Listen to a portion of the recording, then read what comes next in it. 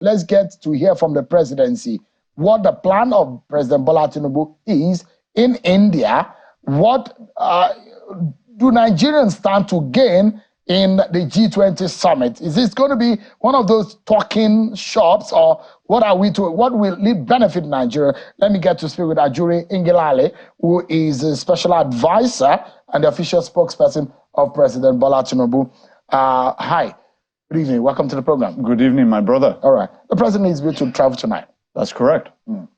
Nigeria is not a member of the G20. Are we hoping to join? Let me say, Shion, that I do not want to preempt a process that is currently being undertaken, but what I can say concerning the potential membership of the G20 by the Federal Republic of Nigeria is that there are very wide and extensive consultations that are taking place within the government, assessing both the risks and benefits of potential G20 membership. And we stand very confident that if our government takes a consensus view that we should apply to become a member of the G20, that we have an excellent chance to be accepted.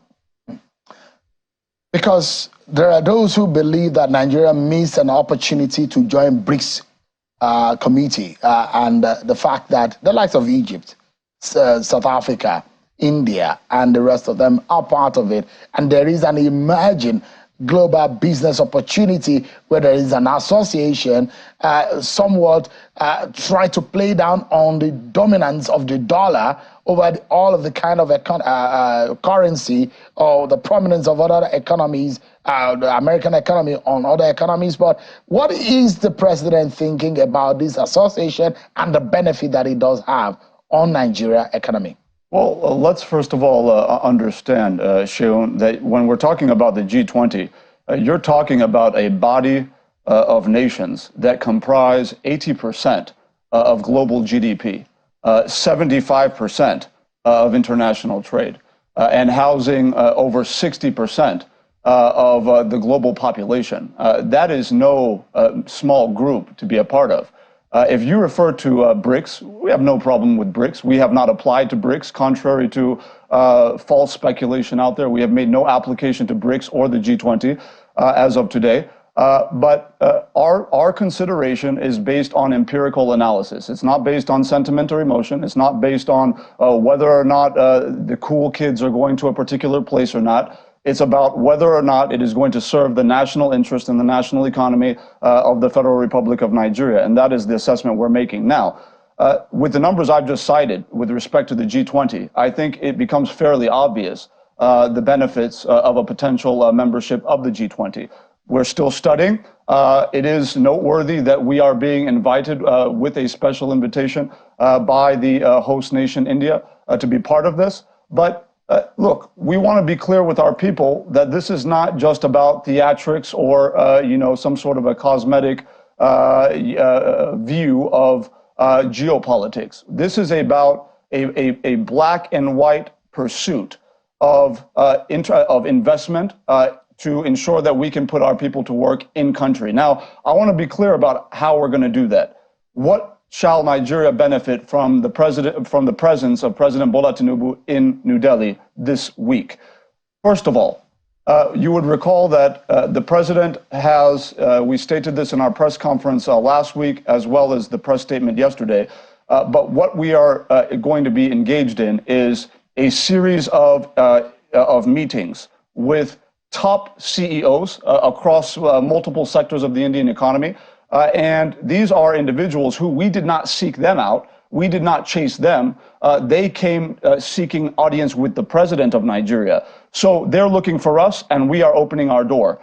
That's number one. So he has some meetings on the sideline, one-on-one, with the chairman of the Adani Group, which is one of the wealthiest conglomerates in the entire Asian continent. He has a meeting with the CEO of Jindal Power and Steel Company, one of the largest steel development and power companies in Asia.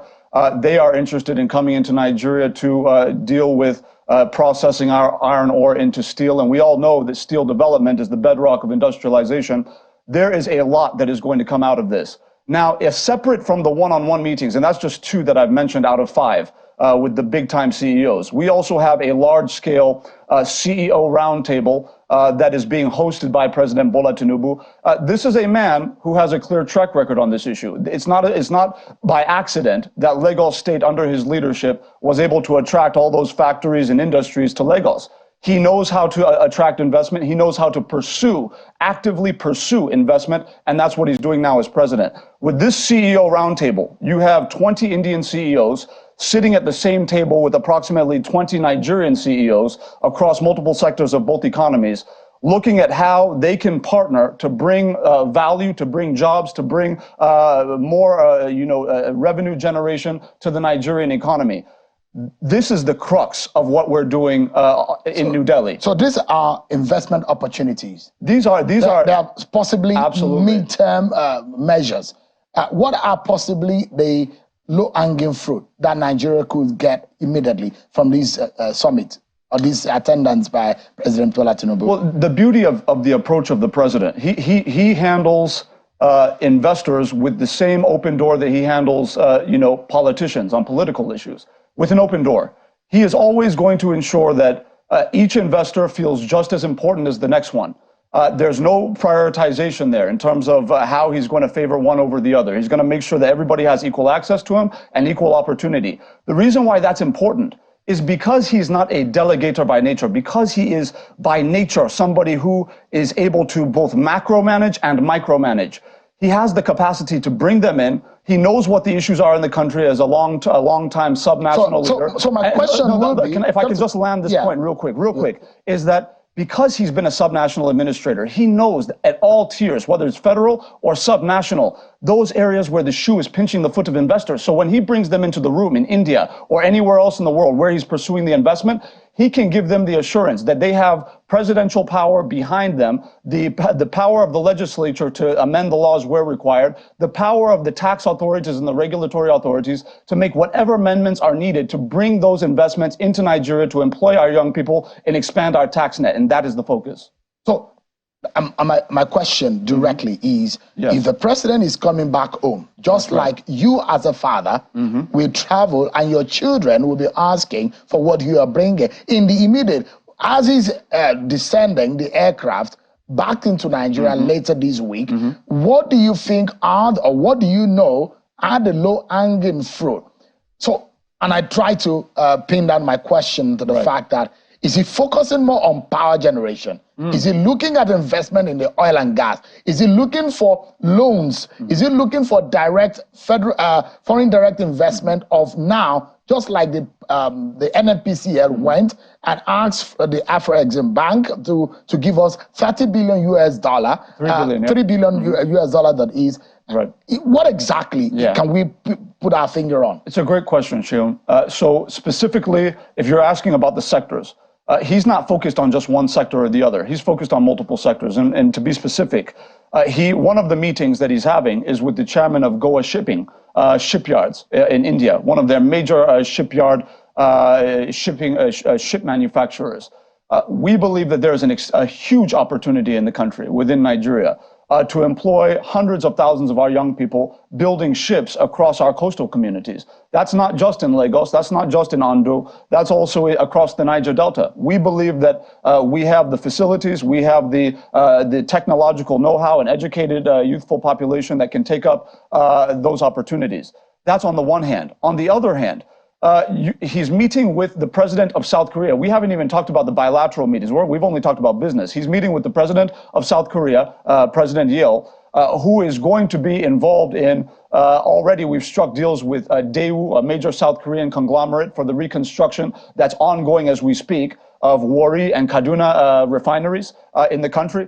We believe that there are more opportunities in terms of value additive processing and refinement within, particularly within the Niger Delta, within the oil and gas industry. As it is right now, we pay out our joint venture partners with NNPC are paying out tens of billions of dollars to build, floating and production storage unit facilities on the shores of South Korea, on the shores of Singapore, on the shores of Japan. And what we're saying under the leadership of President Tinubu is saying, no, we shouldn't be using Nigerian dollars or Nigerian foreign exchange to go and be producing these things elsewhere when we can be employing our own people and keeping that wealth in country. So the conversation we're having with the South Korean president is around how we can maximize the localization of all of the various value chains within the oil and gas industry from start to finish without us having to go overseas. And that's why when former President Muhammadu Buhari built Nigerian oil and gas parks, it's the no-gap scheme. He built out these oil and gas parks where industries such as Samsung and many others can come into the country, have ready-made facilities, industrial layouts where they can come and be able to employ Nigerian young people, use Nigerian steel as we get Ajaokuta working again, and all of that, to be able to manufacture those infrastructural supplements to the oil and gas rigs and the oil and gas infrastructure. This is the future of the Nigerian economy, keeping the value in country and negotiating effectively with other heads of state and other business leaders from around the world to ensure that they bring that value in exchange for things like tax reliefs, in exchange for things like import waivers on semi-finished products, etc. There's so much that can be done. Fortunately, we now have a business-minded, financial engineering president in the person of President Bola Tinubu. So we're hoping that President Bola Tinubu will go strike deals, different deals, and multi-layer in terms of bilateral, in terms of foreign investment opportunities. And these are the issues that are coming to bear. But now, as the president is going, he's leaving with his ministers. How many are they? No, the ministerial list for those traveling, I believe it's not more than 6. It's actually very lean. You might recall that I believe early last week or just at the end of the week before, we released a presidential statement on the massive cut down on the entourage to the UN General Assembly this year. The president has put embargoes on visa processing of any Nigerian government official at any level who does not have a direct participation in the activities of the UN General Assembly. The reason why is obviously it has to do with cutting the cost of governance and cutting waste, but it also has to do with the fact that if you don't have business within the official schedule of activities of the events where Mr. President is engaging, then he doesn't want you hanging around. He wants the people who have business there. So we only have about 6 ministers going. And even there's been a bit of a hoopla in the press about some of the CEOs that are going, Nigerian industrialists. Yeah, that's right, business persons. I want to be clear on this program that the CEOs that are going in their own planes. They're going on their own dimes. Many of them have already gone ahead. Some are going to go tomorrow, even though the president's leaving tonight. They will house themselves. The opportunity the president is providing them for the sake of the Nigerian economy and the Nigerian taxpayer and the Nigerian worker is that he wants to create a handshake between our industrialists and theirs so that we can create maximum value at home. And that's done through partnership. The president believes that his governing style of teamwork and partnership and private sector and public-private partnership is the same way that you're able to create private sector success, ensuring that government plays the enabling role without playing a too dominant of a role in the economy. And I believe that when we come back, we will have some announcements to make that will justify our presence at the G20. Is the president worried that the tribunal judgment might be against him when he leaves the country, because the judgment will be on Wednesday? The president, is he thinking about that? Unlike some political gladiators in the country, the president sees no need to threaten judicial officers. He sees no need to raise speculation against the integrity of judicial officers. He believes in the sanctity, in the integrity of the Nigerian judicial system.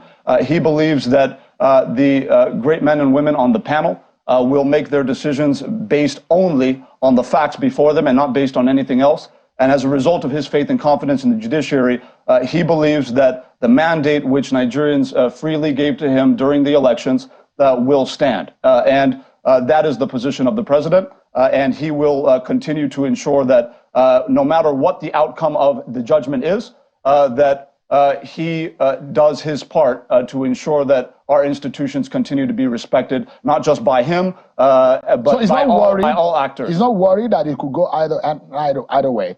I mean, It could be anything. It might be on his side. It might be against him. He's not worried about that. He's not worried simply because he knows he won the election. If you look at the strongholds, but you might win the election, and the judgment of court might not be in your favor. Well, we believe that we have presented the best case. We believe that we have the evidence on our side.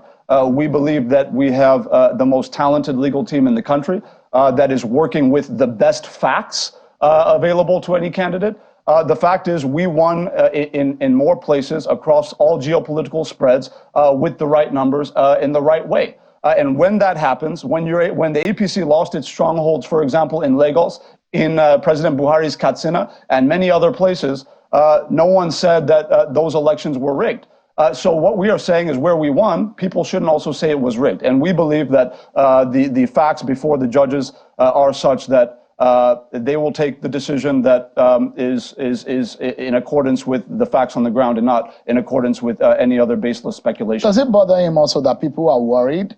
There is a lot of pressure being put on the judiciary. Why are people thinking that the judiciary might be influenced under the president's watch? Well, you understand, Sheum, better than anyone as a moderator of a political program over the years that there has really never been an election in our country, in the history of our country, certainly not within the Fourth Republic, that had not been contested in court, that had not had some level of litigation, some level of accusation as to what happened. Well, in 2015, decided not to. No, in 2015, you still had smaller parties contesting. It may not have been President Jonathan, but there was still contestation.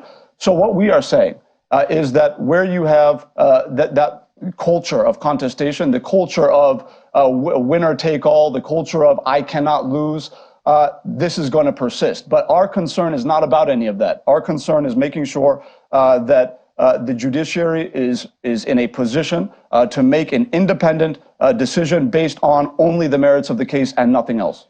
Let's anchor on this note. Another thing that will be happening in the president's absence is the fact that Labour is unhappy with the handling of the president's the aftershocks of the removal of subsidy, and they said they're going on a 2-day warning strike.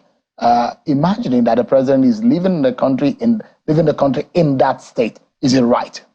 Sheon, it's a worthy question, and my response is that let's understand that we should delineate between the organized labor movement at large and the Nigeria Labor Congress (NLC) as an entity. The TUC, the Trade Union Congress, has come out to say that they do not agree with the position of the NLC as it relates to this warning strike. That's number one. That's because they were in the same room with as the NLC was with the federal government. They know what's involved. They know what was promised, and they are of the belief that the federal government will live up to its end of the bargain, and we will. The NLC has taken a different position. What I have said, and my final word on this, is that on a week in which a presidential election tribunal judgment is going to be rendered, where you have political gladiators, some of which were openly lobbied for by the Nigeria Labor Congress, for example. We are saying that Nigerians can see through political conspiracies, and we are saying that it is in the interest of organized labor to protect its credibility by ensuring that they take their decisions not based on politics, but on the basis of what they know is right for the country. Ajuri Ingilale is the official spokesperson of President Bola Tinubu and a special advisor to the president on media and public affairs. Thank you so much indeed for your time tonight. Pleasure to be with you, Sheon. Thank you. And safe trip to India, hoping that Nigerians will get the benefit of the trip. Thank you so much indeed. Thank you.